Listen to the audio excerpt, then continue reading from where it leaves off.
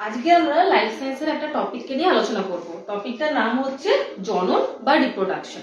ওকে, আজকে কোন কোন জিনিসগুলোকে নিয়ে ডিসকাস করব সেটা আগে ফার্স্টে বলে নিই। ফার্স্টে আমরা জানবো জনন কাকে বলে, মানে ডেফিনেশন অফ রিপ্রোডাকশন। নেক্সট আমরা জানবো জননের প্রকারভেদ, মানে জননকে আমরা কয় ভাগে ভাগ করব সেই জিনিসটা নিয়ে জানবো। অ্যান্ড ওই প্রকারভেদগুলোকে নিয়ে আমরা একটু আজকে আলোচনাটা করব। তাহলে চলো স্টার্ট করি।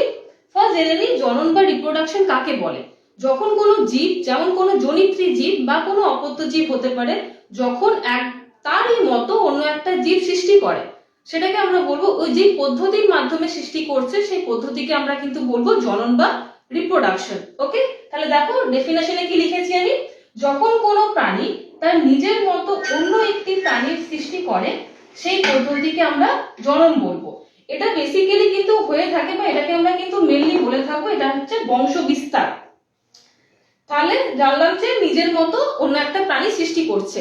এরপরে জানি কেন আমাদের জননের প্রয়োজন। ওকে, হোয়াই উই নিড রিপ্রোডাকশন। জনন না হলে কি কি হতে পারে, তো সেই পয়েন্টগুলোকে নিয়ে জানি।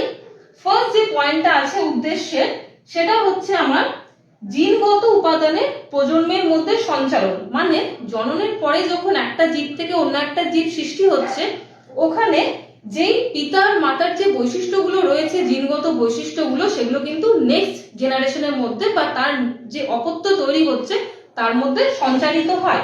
ঠিক আছে, যদি ডায়াগ্রামটা দেখো, আমি দুটো ড্র করেছি, দুটো গ্যামেট। ঠিক আছে, পুং গ্যামেট এন্ড স্ত্রী গ্যামেট। এটা হচ্ছে মেল, এটা হচ্ছে ফিমেল। তো এর মধ্যে কিছু জিনগত বৈশিষ্ট্য প্রেজেন্ট রয়েছে, এন্ড ফিমেলের মধ্যেও কিছু জিনগত বৈশিষ্ট্য কিন্তু প্রেজেন্ট রয়েছে। তাহলে এদের মিলনের ফলে যেই বাচ্চাটা বা যে অপত্য সৃষ্টি হচ্ছে তার মধ্যে কি হবে, বোধ তাদের বৈশিষ্ট্যগুলো মানে জিনগত বৈশিষ্ট্যগুলো কিন্তু প্রেজেন্ট থাকবে। দেখো এর কালারটা আমি রেড করেছি, এটা হচ্ছে ব্লু। তাহলে যে অপত্য তৈরি হচ্ছে তার মধ্যে দুটোই বৈশিষ্ট্য প্রেজেন্ট থাকছে, তাহলে এটা রেড আর ব্লু এর কম্বিনেশনে তৈরি হচ্ছে। এটা গেল ফার্স্ট উদ্দেশ্য কিসের, আমাদের জননের। নেক্সট পয়েন্টে আসি। জননের উদ্দেশ্য হচ্ছে প্রজাতির সংখ্যা বৃদ্ধি। মানে ধরো পিতার মাতা থেকে কি হচ্ছে, একজন হোক বা দুজন হোক অপত্য সৃষ্টি হচ্ছে, তো আলটিমেট কি হচ্ছে, এই প্রজাতির সংখ্যাটা কিন্তু বৃদ্ধি হচ্ছে জননের ফলে। যেই প্রজাতি হোক না কেন তার কিন্তু সংখ্যাটা বৃদ্ধি হয়। আর জননের উদ্দেশ্যে যে থার্ড পয়েন্টটা রয়েছে সেটা হচ্ছে অভিযোজনের মাধ্যমে উন্নত চারিত্রিক বৈশিষ্ট্য গঠন। তার মানে যখন নেক্সট জেনারেশনটা স্টার্ট হচ্ছে, ওখানে জীবের মধ্যে নতুন নতুন বৈশিষ্ট্য কিন্তু আমরা দেখতে পাবো, মানে অভিযোজনের মাধ্যমে তাদের বডিতে নতুন চারিত্রিক বৈশিষ্ট্য সৃষ্টি হবে। ফোর্থ নাম্বার যে পয়েন্টটা রয়েছে সেটা হচ্ছে জননের মাধ্যমে ভারসাম্য রক্ষা করা। তার মানে কি, এনভায়রনমেন্টে যদি একটা কোনো জেনারেশনের পার্টিকুলার প্রজাতির জননটা যদি স্টপ হয়ে যায়, তাহলে কি হবে, তার প্রজাতিগুলো কিন্তু আস্তে আস্তে বিলুপ্ত হয়ে যাবে। তাই পরিবেশে ভারসাম্য রক্ষার জন্য কিন্তু আমাদের প্রত্যেকটা প্রজাতিরই জনন বা রিপ্রোডাকশন খুবই ইম্পর্টেন্ট। নেক্সট আজকে যে টপিকটা রয়েছে আমার জননেরই, সেটা হচ্ছে টাইপস অফ রিপ্রোডাকশন। তো basically there are two types of reproduction. একটা হচ্ছে অযৌন জনন, যেটাকে আমরা বলবো অ্যাসেক্সুয়াল রিপ্রোডাকশন, আর একটা হচ্ছে যৌন জনন, সেটা হচ্ছে সেক্সুয়াল রিপ্রোডাকশন। অযৌন জননে কি হয়, এখানে দুটো আমার প্যারেন্ট কিন্তু প্রয়োজন হয়, পিতা এবং মাতা। ঠিক আছে, এরপরে যৌন জনন বেসিক্যালি তিনটে হচ্ছে, একটা হচ্ছে আইসোগ্যামি, অ্যানাইসোগ্যামি, আর একটা হচ্ছে উগ্যামি। ঠিক আছে, এরপরে এই তিনটেকে নিয়ে আমি একটু বলছি। আচ্ছা, যৌন জনন হলে আমরা জানলাম যে যৌন জননের হচ্ছে তিনটে টাইপস রয়েছে। ফার্স্ট হচ্ছে আইসোগ্যামি, অ্যানাইসোগ্যামি আর উগ্যামি। উগ্যামিটা আমি এখানে লিখিনি, আমি ওটা পরে লিখছি। আইসোগ্যামিতে কি হচ্ছে, এখানে যেহেতু দুটি গ্যামেটের মিলন হচ্ছে এবং নিষেক তৈরি হচ্ছে, তো নিষেকের মাধ্যমে নতুন একটা অপত্য জীব কিন্তু এখানে সৃষ্টি হচ্ছে এই টাইপস অফ রিপ্রোডাকশনের মধ্যে। তো দেখো এখানে আমি দুটো গ্যামেট ড্র করেছি, একটা হচ্ছে পুং গ্যামেট আর একটা হচ্ছে স্ত্রী গ্যামেট। আর এদের মিলনের মাধ্যমে কিন্তু নিষেকটা সম্পন্ন হচ্ছে। তো এই গ্যামেট গুলো যদি আমি দেখি, আমি কিন্তু কোনো ডিফারেন্স করতে পারবো না, মানে দুটো কিন্তু সেমই একই রকমের হচ্ছে। তো যখন দুটি একই রকমের গ্যামেট মিলন হয় এবং নিষেক তৈরি হয়, এবং এই যে টাইপস অফ দা যৌন জননটা রয়েছে সেটাকে আমরা বলবো আইসোগ্যামি। তো এখানে আমি লিখে রেখেছি একই ধরনের গ্যামেট তৈরি হলে সেটাকে আমরা বলবো আইসো। আইসো মিন্স হচ্ছে সেম।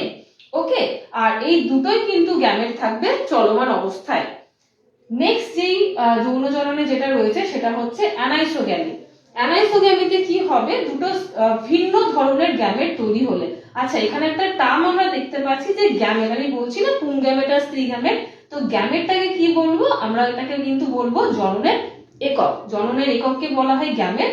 আর যে নিষেকটা বলছি সেটা হচ্ছে যখন পুং আর স্ত্রী গ্যামেটের মিলন ঘটে সেই পদ্ধতিটাকে আমরা কিন্তু বলি, সেটাকে আমরা বলে থাকি কিন্তু নিষেক। তাহলে অ্যানাইসোগ্যামিতে কি হয়, দুটি ভিন্ন ধরনের গ্যামেট তৈরি হলে সেইটাই হচ্ছে অ্যানাইসোগ্যামি। তো এই গ্যামেট আর এই গ্যামেটের মধ্যে কিন্তু একটু ডিফারেন্স রয়েছে। এটা কিন্তু আমি একটু ছোট ড্র করেছি, এর এটা কিন্তু একটু সাইজটা হচ্ছে বড়, বৃহৎ। তো এটাই হচ্ছে আমাদের নেক্সট যৌন জননে, যেটা হচ্ছে অ্যানাইসোগ্যামি। থার্ড আমি আসছি উগগ্যামিতে। আর থার্ড নাম্বার যেটা রয়েছে যৌন জননে সেটা হচ্ছে উগগ্যামি।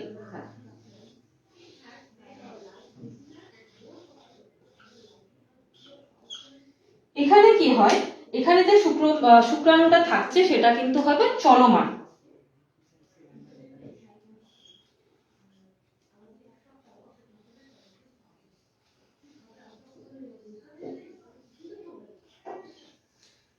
আর যেই স্ত্রী গ্যামেটটা থাকছে সেটা হবে বৃহৎ এবং স্থির।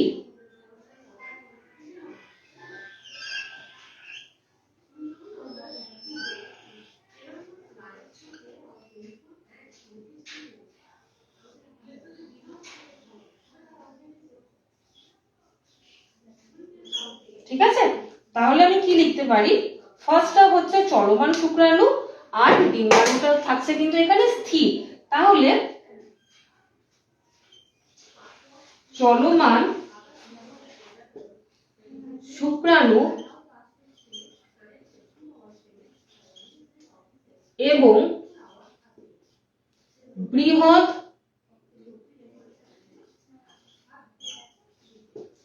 দ্বিস্তরযুক্ত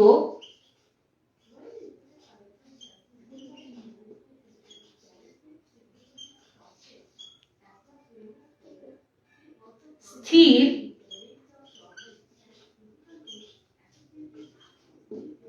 ডিম্বাণুর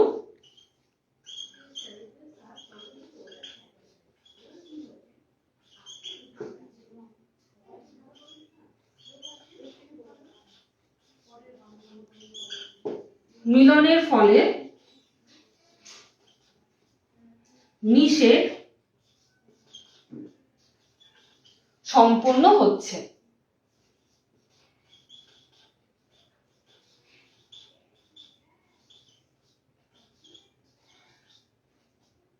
ঠিক আছে, এটাকে আমরা কিন্তু বলবো উগগ্যামি। তাহলে যৌন জননে আজকে কমপ্লিট হলো। আইসোগ্যামি ফার্স্ট নাম্বার ছিল, সেকেন্ড হচ্ছে অ্যানাইসোগ্যামি, থার্ড নাম্বারটা হচ্ছে উগগ্যামি। আজকে অযৌন জননের কিছু প্রকারভেদ আমরা একটু জানি। অযৌন জননের মধ্যে ফার্স্ট আমি যেটা লিখেছি সেটা হচ্ছে বিভাজন। বিভাজন মানে কি বোঝায়, বেসিক্যালি একটা থেকে অনেকগুলো বা একটা থেকে দুটো এগুলো তৈরি হওয়া। তো বিভাজনের ফার্স্ট নাম্বারটা হচ্ছে দ্বিবিভাজন। দ্বি মানে হচ্ছে দুই। তো এখানে কি হবে, এখানে যে অ্যামিবা রয়েছে, অ্যামিবা যে প্রাণীটা রয়েছে সেখানে ওর বডিটা কি হয়ে যায়, দুটো ভাগে ভাগ হয়ে যায়। ফার্স্টে কি থাকছে, একটা নিউক্লিয়াস থাকছে, দেন যখন এটা অযৌন জননের দ্বিবিভাজন প্রসেসের মাধ্যমে ভাগ হচ্ছে তখন প্রথমে আমরা দেখছি এরকম ভাবে দুটো ডিভাইড হচ্ছে, দেন দুটো নিউক্লিয়াস কিন্তু আলাদা আলাদা হয়ে যাচ্ছে, মানে দুটো অ্যামিবা এখানে সৃষ্টি হচ্ছে। তো এটা গেল দ্বিবিভাজন। বিভাজনের মধ্যে আবার যেটা নেক্সট রয়েছে সেটা হচ্ছে বহু বিভাজন। বহু বিভাজনের ক্ষেত্রে কি হবে, যেরকম হচ্ছে ম্যালেরিয়ার যে ভাইরাসটা রয়েছে প্লাজমোডিয়াম ভাইরাস, তো ওটা কি হয় হিউম্যান বডিতে যখন ঢোকে তখনও বেসিক্যালি লোহিত রক্তকণিকা গুলোকে বা আরবিসি গুলোকে কিন্তু অ্যাটাক করে। আরবিসি গুলো